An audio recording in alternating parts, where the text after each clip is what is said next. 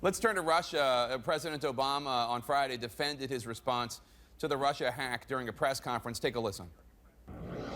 In early September, when I saw President Putin in China, I felt that the most effective way to ensure that that didn't happen was to talk to him directly and tell him to cut it out, and there were going to be some serious consequences if he didn't.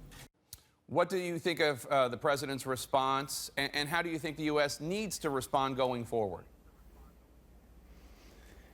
Well, the president's response was sort of an acknowledgement and an endorsement of what they've already done. The president has no strategy and no policy as to what to do about these various cyber attacks that have possibly disrupted an American election. We need a select committee.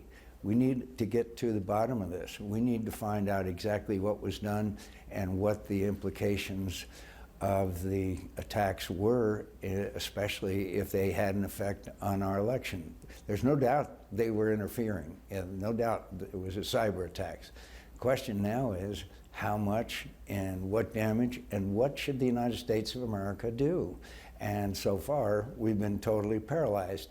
I'm sure that when Vladimir Putin was told, cut it out, unquote, I'm sure that Vladimir Putin immediately stopped all cyber activity. The fact is, they are hacking every single day in other areas of our military and all kinds of different aspects of American life that they're able to penetrate. And we have no strategy, nor do we have any policy towards that, and it's very disturbing. But just to underline what you said, you're calling for a select committee, joint House and Senate, to investigate what exactly happened with the Russian hack.